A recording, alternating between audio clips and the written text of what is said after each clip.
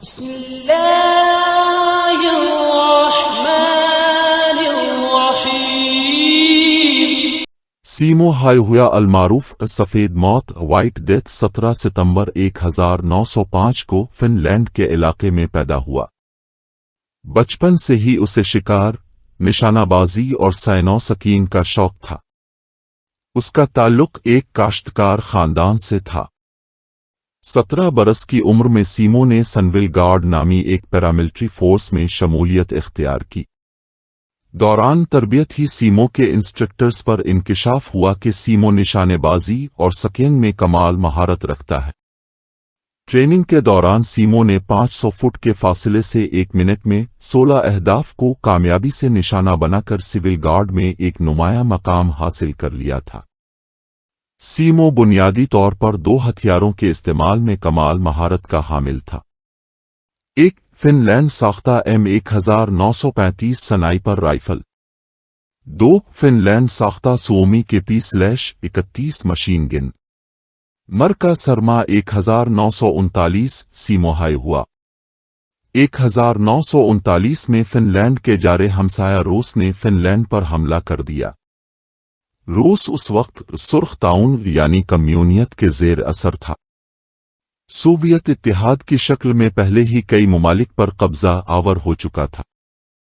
اب اس کی توسیع پسندانہ نظریں فن لینڈ پر ٹکی تھیں۔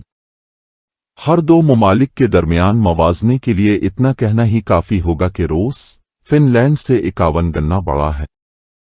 اس جنگ میں روس کے 8 لاکھ سپاہی شامل تھی، جبکہ فن آرمی محض 3,40,000 سپاہیوں پر مشتمل تھی۔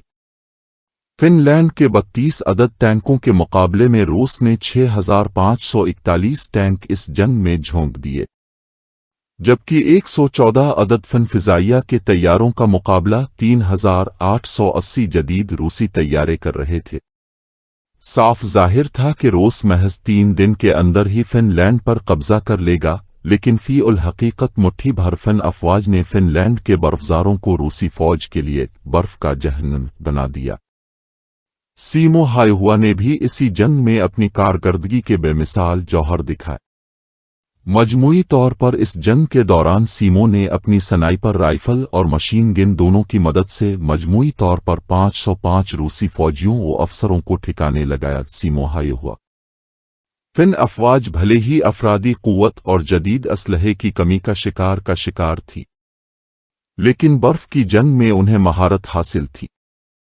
محاذن جنگ کیونکہ ان کا اپنا ملک تھا، اس لیے اس کے چپے چپے سے انہیں واقفیت تھی، جبکہ حملہ اور فوج کو یہ ایڈوانٹیج حاصل نہ تھا۔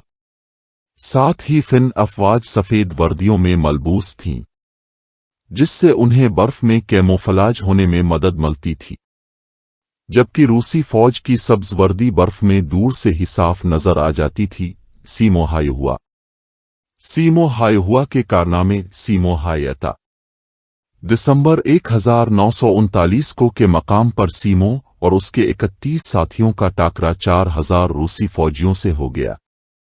21 دسمبر 1939 کو نے تنہا اپنی سنائپر رائفل کی مدد سے 25 روسی فوجیوں کو قتل کیا۔ سیمو کا ترکان حرب یہ تھا کہ وہ اپنے سفید کیموفلاج لباس میں کئی دن کا راشن اور اسلحہ اپنے ساتھ لے کر کرعلن کرتا ہوا فرنٹ لائنز کے قریب سے قریب پہنچ کر ایک محفوظ پوزیشن تلاش کرنے کے بعد کئی گھنٹے بعض اوقات چند دن اسی پوزیشن پر گزارتا اور اس دوران حد نگاہ میں آنے والے ہر روسی فوجی کو مار گراتا تھا۔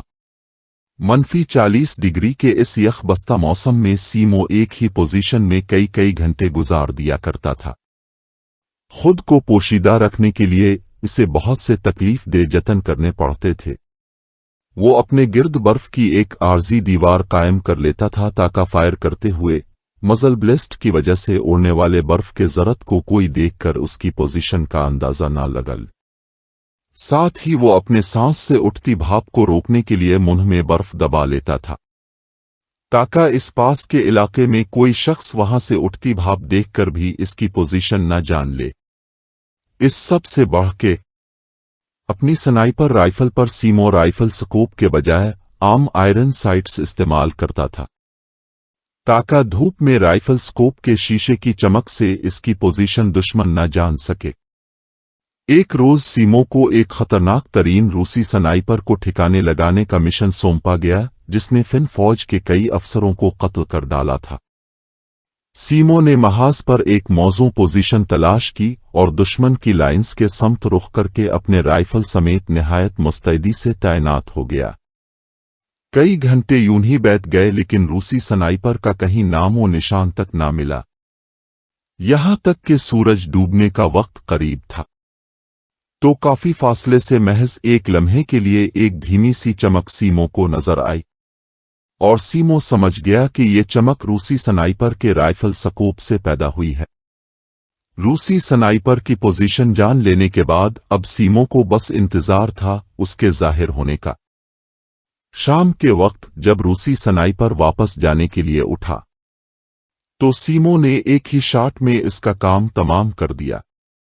रूसी हलकों में अब सफेद मौत कहलाने वाले इस नामालूम फिन स्नाइपर से बहुत खौफ महसूस किया जा रहा था। सीमो हाय हुआ, जो 20 आला रूसी फौजी अफसरान को मारने के बावजूद भी बेनिशान था। सिर्फ 98 दिन में 505 रूसियों को कत्ल करने के अलावा सीमो ने दौरान जंग सैकड़ों रूसी फौजियों को जख्मी भी किया, जिनमें अक्सरियत ने बाकी जिंदगी माजूरी की हालत में गुजारी। इस हिसाब सीमो ने हर दिन औसतन 5 कम्युनिस्टों को ठिकाने लगाया था। तंग आकर रूसियों ने वाहिद सीमो से निपटने के लिए अपने कई माहिर तजर्बाकार स्नाइपर और तोपखाना तक तैनात कर दिया। 6 मार्च 1940 को एक रूसी स्नाइपर की तरफ से दागी गई धमाका खेज गोली इसके जबड़े पर लगकर फट गई, जिससे इसका चेहरा दाएं तरफ से बुरी तरह से मुतासिर हुआ। इसे फौरन अस्पताल मुंतकिल किया गया, जहां तवील अरसे तक इसका इलाज चलता रहा। इसके चेहरे की कई सर्जरीज की गईं। 13 मार्च को इस जंग का इख्तिताम हो गया। सीमो हायहुआ को इसकी शानदार खिदमात पर फिनलैंड के आला अस्करी एजाज़ात क्रॉस ऑफ लिबर्टी और मेडल ऑफ लिबर्टी से नवाजा गया। फौज से रिटायर होने के बाद सीमो की बाकी जिंदगी एक पेशावर शिकारी के तौर पर गुजरी। 1 अप्रैल 2002 को 96 साल की उम्र में सीमो का इंतकाल हुआ। सीमो हायहुआ